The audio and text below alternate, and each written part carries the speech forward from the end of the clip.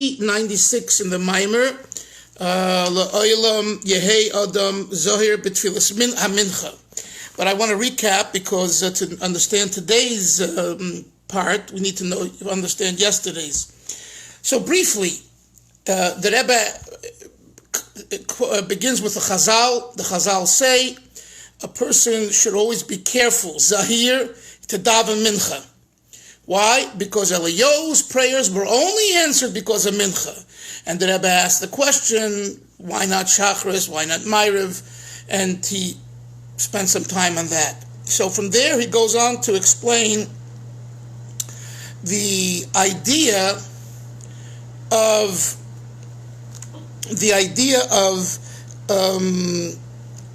tefillah, of learning Torah.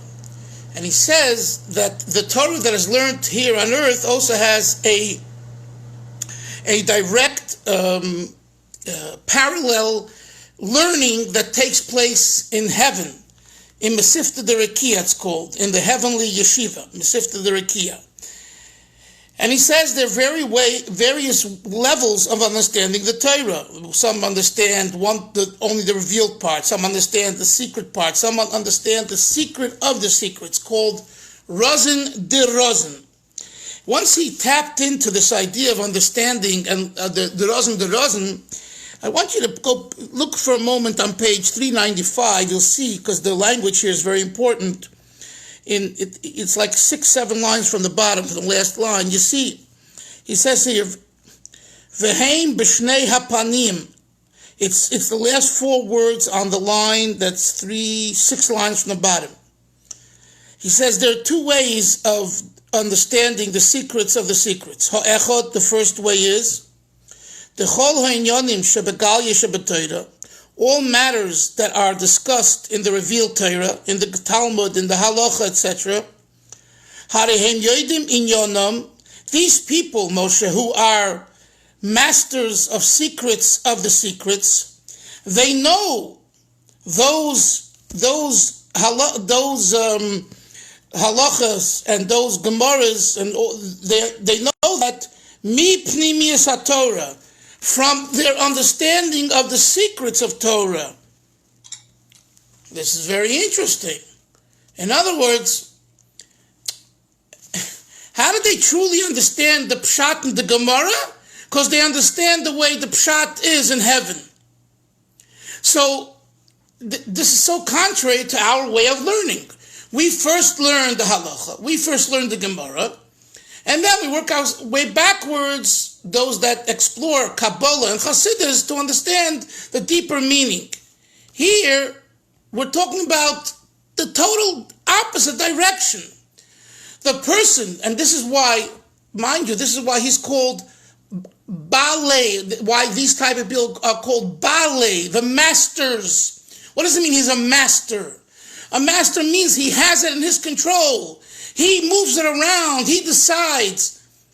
If you just study Kabbalah and Chassidus, but you're not a master, then your first understanding is the Nigla, and from the Nigla you work back to the Kabbalah and the Chassidus.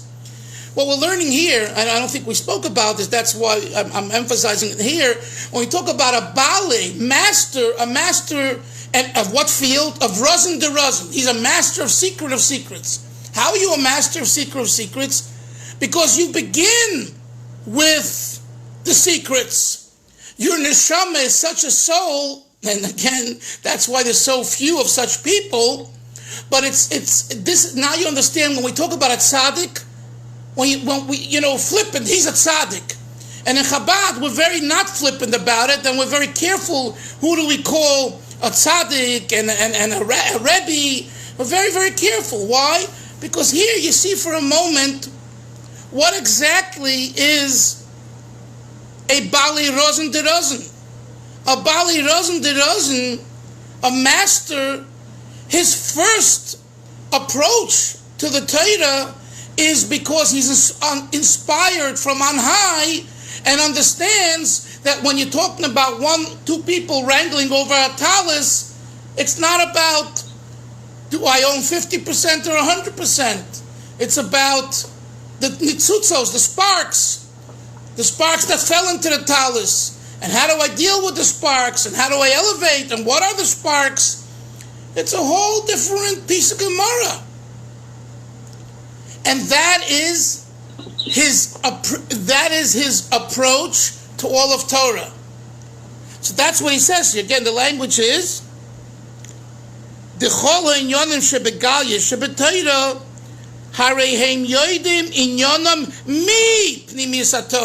you see the word me, 5 lines from the bottom on 395. He knows those inyonim from Pnimius HaTorah. You know what it's like, Moshe? You know what it's like, Moshe Byers? It's like someone who kind of, let's say he doesn't learn Gemara, not yet.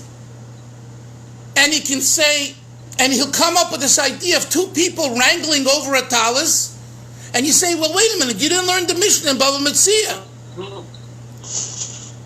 Moshe, take off your mic, please. You didn't learn the Mishnah. He didn't have to learn the Mishnah because he knows the way it operates and is the way it's understood in the heavenly yeshiva. He went to a different yeshiva. We went to Mir, to Lakewood, to Chaim Dalfin, to Lubavitch, to Orsa Meach, to Chappelle's, right? Very nice. But all of these yeshivas are learning the Gemara the way we learn here, right? Now, could you imagine someone says, what yeshiva did you go to? I went to the heavenly yeshiva. You'll say, go get yourself a good doctor. You're out of your mind. No, you're not out of your mind.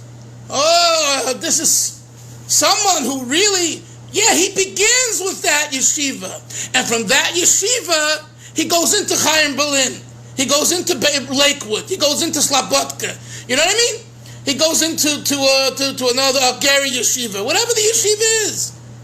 So we're talking here about a very different type of experience. Not just a different type, but an out-of-world type of experience. And that's why we call these individuals Balei Rozen de Rozen, master of the secrets of secrets. So this is the first point that we learned yesterday, continuing on the next page, 396. The Rebbe gave us. So give me an example. Give me one example. So I'll give you an example. The Mishnah says, I found it's all mine. The other guy says, no, it's all mine. They're wrangling. And you got to hold on to that talus. If you're standing in the background, they say, it's my talus. Hey, fella, don't touch my talus. Have a nice day. You're not holding it. It's not yours. You're lost. Closed case. Doesn't belong to you. Yes, Hillel. I just want to share a story my grandfather told me. My grandfather, who grew up in the town of Dubrovna in Belarus. So he said that once when he was a kid, it happened in the local shul that I don't know if it was his father or somebody took his talents. So he went to the Gabbai and said, somebody took my talents. So the Gabbai said to him, he said, so Nui must have needed a talents. What do you want me to do about it? Exactly.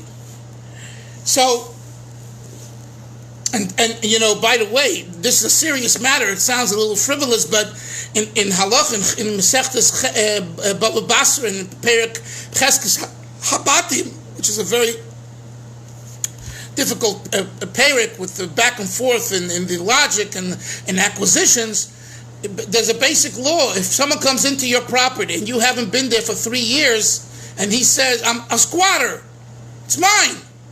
Oh, it's a big problem because he has chazaka, muchzik. There's nothing like chazaka. That's, what do they say? Cash in hand is better than, there's an expression, right? You know what I mean? You have it in your hand. It's in your possession.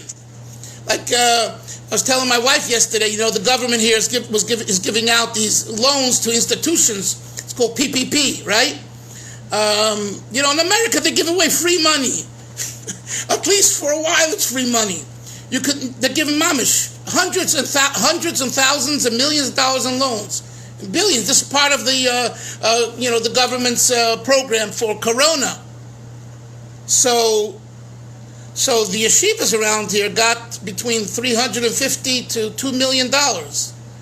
So my wife asked me, do you have to pay it back? I said, sure. There's no interest, I believe, or very little interest, but they have to pay it back. So she said, what's the point of taking it? I said, take what you can get now and worry later. You know, they'll fundraise. Maybe the government say, if you're nice, you pay us back 3/4 of it by this and this time. You get a quarter for free. You know, again, I'm not suggesting we go this mahalach, but when you need to pay your bills now and you have funds available, you'll deal with it later. Why am I saying this? Because muchzik, you have it. So the two people are wrangling over talis, and each one's holding on to it. Says the Rebbe, this is the idea of two people coming and say, you know, this Yankel, I was Makarav Yankel to Yiddishkeit, and this other guy says I was Makarav him, and they have a disagreement. Or two yeshivas and, you know, two institutions, Esha Torah, Chabad, or Sameach, Papa, everyone's saying, it's my credit, I got it, and my credit. And so this is the way they learn this Mishnah in heaven. Because here we're dealing with nitzutzos, birurim, refining the sparks. You need to refine this talis. Yes, Moshe. Rabbi Dalfin, I'm curious as the Rabbi. I wonder, is there a Gemara that says instead, that says, no, you take the talis. No, you take the talis. It's like, no, you take shishi. No, I want you to have shishi. You take shishi. Okay, I understand that. Okay. Yeah, but you're right. You know, if you're looking at shishi and shlishi and then, you know, as ego, then, you know, you shouldn't get any aliyah. But if, you know, your position, you know, what, Hillel, what? I was going to say to Moshe that he's ready to be Mashiach's Gabbai. That's right. You're going to wait a long time, chas v'sholem, but right now, you know, yeah, Mashiach, ain't kinna v'tachra, no jealousy and no competition. Yeah, shishi. You know, if someone who's a Adam Choshev and he gets a shvi, he should be the happiest person because his ego is broken. And that's what he needs. He should say, please, give me more. Give me more. Like that story I told you of the Kotzker's kid when his grandfather, the ger, when he was sleeping in with his friend because they were learning all night, and they got a plate, and the Zaidi comes in and says, get up, starts chastising him. And he walks out, so the friend turns to him, why don't you tell your grandfather we weren't playing cards or poker or going to a bar, we were sitting and learning and we're tired. He says, you don't understand, when my grandfather chastises me, I say, give me more, because to me it's honey. I love it, he's my grandfather, you understand? So when a guy in shul who is getting shvi and he really thinks he deserves shishi, he should be saying, give me more, humble me more, make me feel more bottle. Anyway, let's continue. So this is all the first way of someone being a Baal Rosen de Rosen. Now let's go page 396. We'll continue inside. We are 1, 2, 3, 4, 5, 6, 7, 8, 9, 10, 11. 11 lines from the top. And now we go to a second idea of being a Baal Rosen de Rosen. 11 lines at the top, in the middle of the line, the word begins with Hasheni. Hasheni, the second idea is Hu sheyodim umasigim pnimius hatayra. It's knowing and comprehending the inner aspect of Torah. Bahasoga gemura, with good, complete understanding. K'moy hasogas hadvorim hanitfosim b'metzias duvar ma, equal to understanding things that are tangible, that one can grasp. Something that you can hold in your hand, something you can feel with your 5 senses. You could say, I really understand it. I see it, I smell it, I feel it, I touch it. So this person's comprehension of the esoteric, of the pneumius, is on par with someone who is able to touch something with his hands and with his senses. Now the question now is, how is that possible? So now listen to the Rebbe's development of the idea. Dehine geder haruchni ulemayla b'madrega b'kamay geder agashmi.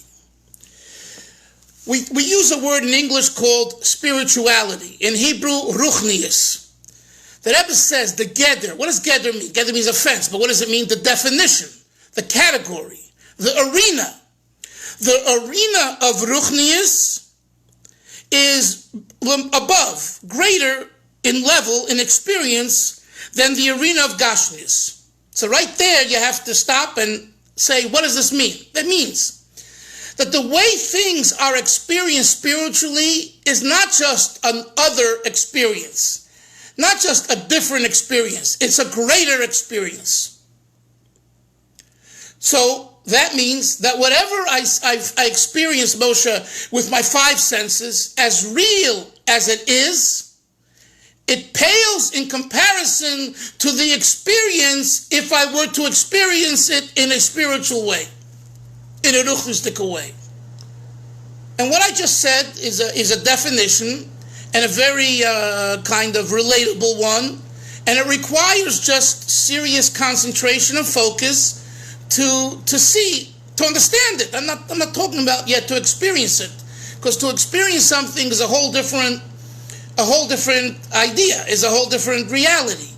But to understand that ruchnius, let's use his language, is lemaila b'madrega mikimoy geder hagashmi, is above in level in comparison to the gashmis. Why? Hare gam b'sichlim gashmim. We find even in gashmis logic, you can't compare medical wisdom l'chochmas hatechuna. Does anyone know what techuna means here? I believe it means like astronomy. The lagabe askolos hatechuna. If you compare the wisdom of medicine to the wisdom of tchuna, nikreis harafua, then we would say that medical knowledge is considered tangible, begeshem uvamitzias, in its physical and existence. In other words, if you compare the seichel, the world of medicine, to the world of astronomy, the Rebbe is saying that then medical information is more gashmius than astronomy type of logic. That's what he's saying. So he's showing us that even in the world of gashmius, in the physical world, there's a difference between the disciplines. Then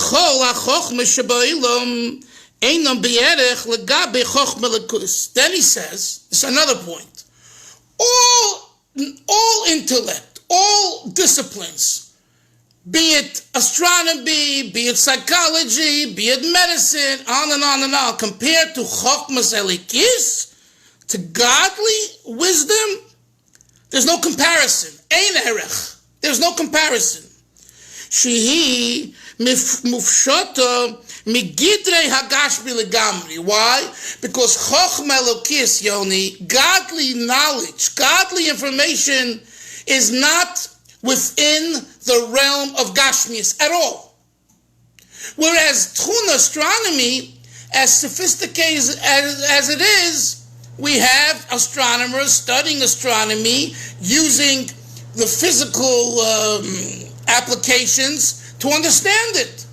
So yes, it's more of a refined discipline and field than medicine.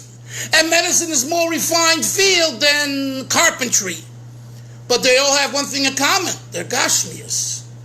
What about Chochmas Elikis, Gabe? Chochmas Elikis is godliness. Godliness, in Hebrew, Elokus, divinity. There's no comparison. You're talking about something in a different category whatsoever. Let's continue.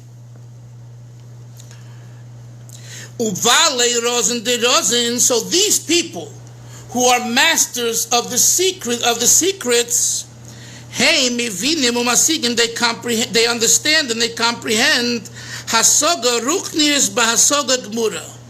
Wow, they have an understanding of this field of ruchnius with a complete hasaga, like we have in eating and sleeping and working and medicine and astronomy, each and every one of us in our fields, right? To Albert Einstein, the field of abstract mathematics was like for me eating noodles, right? But nevertheless, abstract mathematics is not elokus. Abstract. Is that why? What? Is that why they call it string theory? Right. Anyway, so yeah, you could be an Albert Einstein. You know, what did the Rambam say about Aristotle? What did the Rambam? You know, we're learning Rambam. We just completed the cycle, and it's good. We came to my mind now. Every one of us is learning a little Rambam every day in the Chayenu. You have options online. It's now there's I think Jacobson is starting a shir online, so everyone can follow.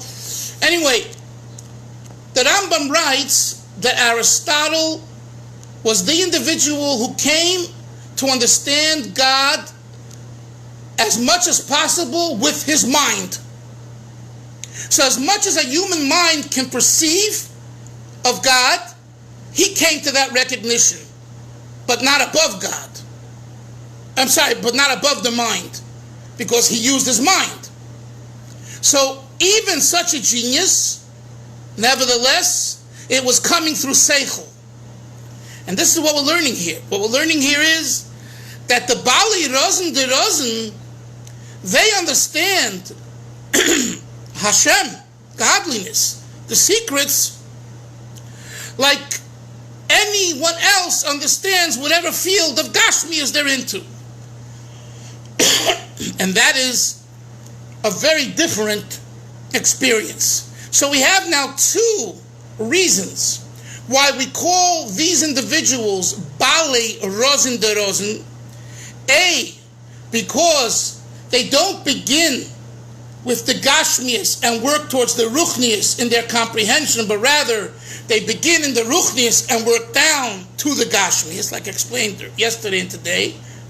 And now we're learning that the content of what they understand, not the way they understand, but the content of what they understand, to them is very real. Like to everyone else, Gashmias is real. That's what we're learning now. Let's look back into the text. So all this is about Torah comprehension.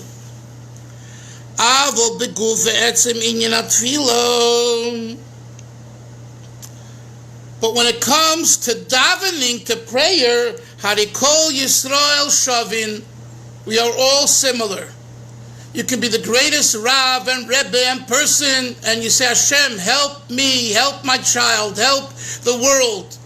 What's the difference between some great tzaddik and some great Talmud Chacham saying that, and you and I saying it?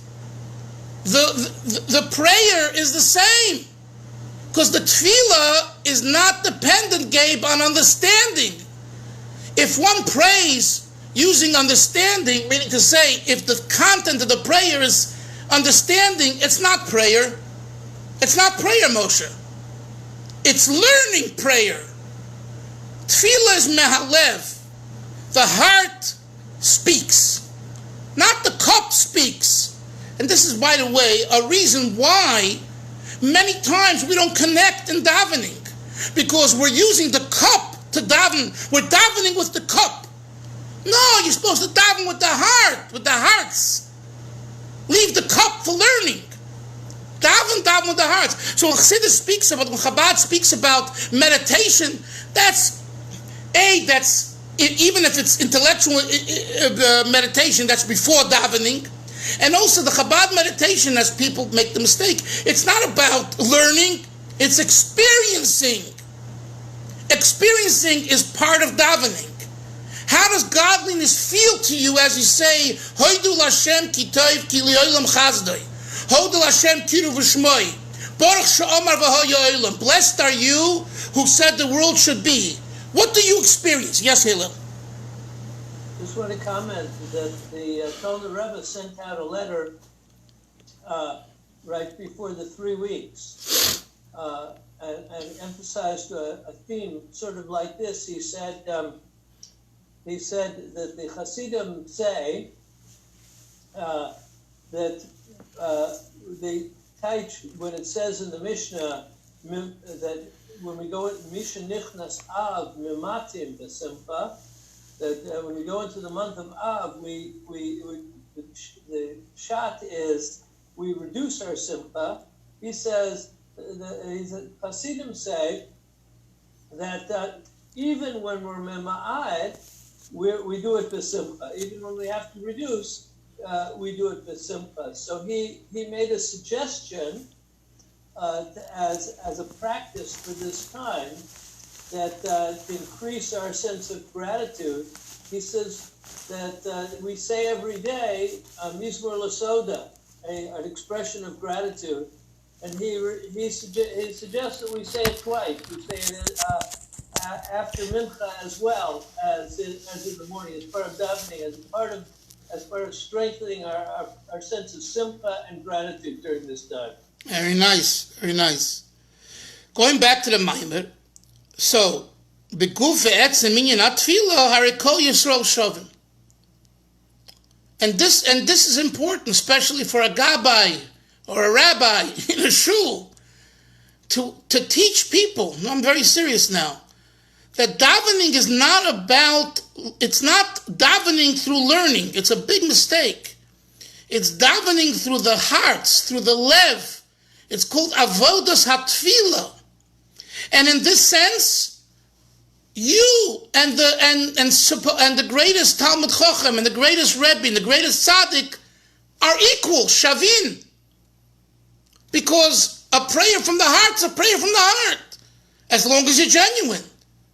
You don't need to be a scholar to be genuine. You need to be genuine. That's what we're learning here.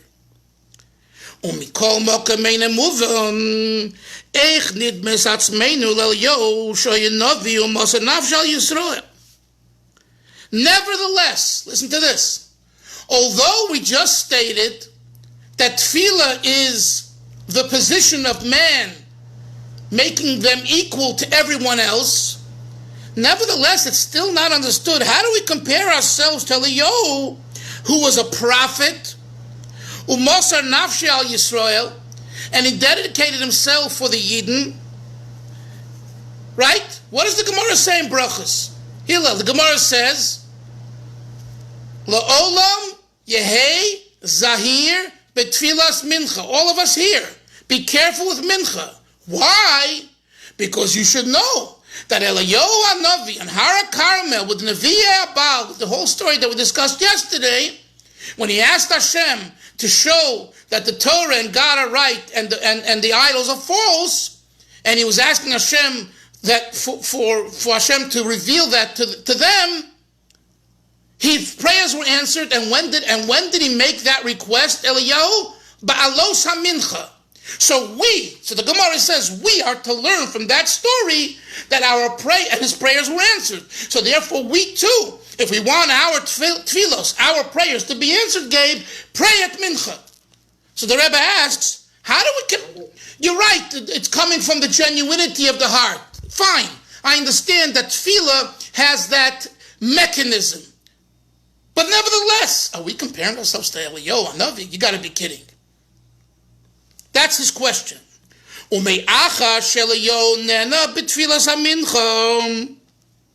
And nevertheless, since Eliyahu was answered at Mincha time, Lezois, Hinikol Adam, therefore every person, Yehei Zahir B'Tfilas HaMincha. So the Rebbe, you should be careful with Minchas. The Rebbe, it's like a rhetorical question. In other words, he's not refuting. Of course, the heart is the heart, but he's saying, how do we understand it? So in other words, what I said earlier, that, as far as the tefillah is concerned, we're all similar. The Rebbe is saying, but still, he's a prophet, and I'm just a regular fellow. Doesn't the one praying make a difference? Have any difference as far as his prayers being answered? And let's go a step further. Why do we go to a tzaddik? Why do we go to a rebbe? Why do Litvaks go to a Rosh Hashiva and say, give me a bracha, whatever, everyone in their own form and their own belief. Why? Because they believe that person who's a ben Torah, who learns Torah, and is a madrich, and is a tzaddik, and is a rebbe, right? The Sfardim, Hasidim, the Litvaks, everyone to their own, they believe that these people have an uninterrupted channel to Hashem. There's less static on the channel. It's a better ring central hearing you guys and you guys hearing me. It's clearer. So we believe that these people, because they have less stuff in their life, less mishigas, they're more holy, more pure, more, bereft of all these nonsense. So the tefillah goes directly up to Hashem. No, is that not true? It is. It is. Otherwise, why are we going to a tzaddik's caver? Why are you going to a caver? Of Rashbi? Of Rebbe Akiva? Of the Rebbe? Of a Litvish Gadol? Why are you going to a caver? What are you doing? Praying to a stone, to a rock? And guess what? You all know some takas say you shouldn't go. Some say, you can daven in your house, like they say, I daven at the kosel. Which kosel? My kosel right here, my wall right here. And Nebuch, during Corona time, we were davening at the kosel, at the kotel. Everyone in their kotel, right? Their home kotel, ochem vei, like we say in Yiddish. Woe to have to daven to our kotel. We should never have to daven to our kotel. When you're not well and you can't get to shul, and you daven at home, I'm not well. I don't have the koyach to go out. So that's what the Rebbe is saying here. Since you're comparing, the Gemara is learning this lesson of davening mincha from Eliyahu HaNavi, it's not a fair comparison. And that's what the previous Rebbe wants to understand and explore further in the Maamar. That's the flow of this first chapter, which is a very, and now Moshe, if you're asking, why did he bring in this whole idea of Razin de Razin, master understanding the esoteric? What does it have to do with Tfilas Mincha? He was making a comparison between Torah study and Tfilah. And he was saying that in Torah study, there are legitimate differences. There's someone who's a halachist, and there's someone who's a Talmudist, and there's someone who is a Kabbalist, and there's someone who is is a master of the secrets of the secrets. So once he spoke about that, he had to explain it well. But that was all like a sidebar. It's a very long parenthesis. He wants to compare that to Tfilah, which is the subject matter of the beginning of the Maamar. Liolom yehei ada zahir b'tfilas mincha.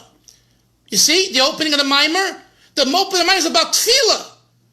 To appreciate, understand Tfilah, how it's the same for each and every one of us, seemingly, he has to make the comparison to Torah, how Torah is different. So that's the flow. So he begins with a statement, asks a question, shows the difference between Torah and Tfilah, and then goes back to the question. Yes, Hillel. I just also want to mention something I saw. It might have been in the Kisvei Ari, in Shara Gilgulim, about the Shnaim Achsim Betalis example that he gives, is that the idea of Bali Razin that every soul comes into the world and they have a particular sparks. It's their mission to uplift. So if they're grabbing onto it, it's like they're drawn to it because they sense that their sparks are. I mean, right. To uplift. That what you just said is part of what he was saying. I mean, you articulated well. I believe it's the same idea. Gabe, you haven't. Gabe, any questions or comments? You were too quiet. Usually, you have something to say.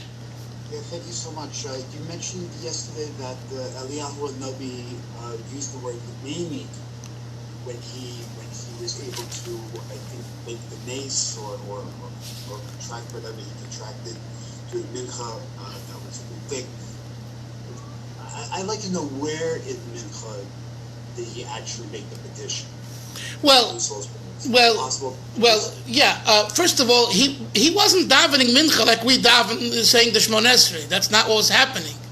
Okay. This is a pre mincha time in an institutionalized way. If you go back to 395 in the beginning, you'll see it's from Malachim. It's from Kings 1, chapter 18, where he says to Hashem, Vayomer, third line in the Maamar, the beginning. Aneni Hashem Aneni. Answer me Hashem Aneni. If you're asking me and thinking, are those words part of Shmon Esrei, and if that's where it's at, the answer is no. No. Right? The answer is no. I mean, we have when we say Slichos, we have that whole section, Aneni, right? That whole but that's part of Slichos. And also so Aneni Hashem Aneni means the whole gamut of tefillah, without any specific part.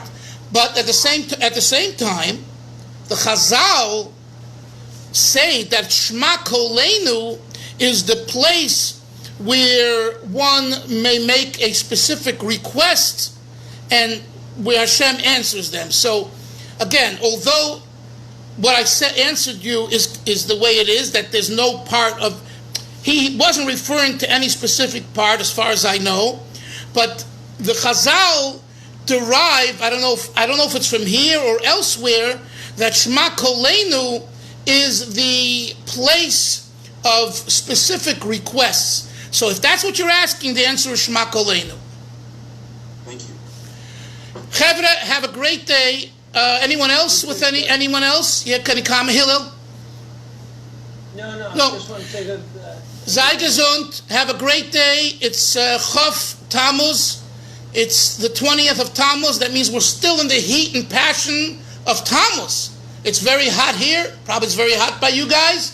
A lot of Hashem is shining on us. So rather than, even though it's very schwitzy to walk outside, but take in the or, take in the light. It's going to make us thrive. Sei gesund. Shalom u'bracha.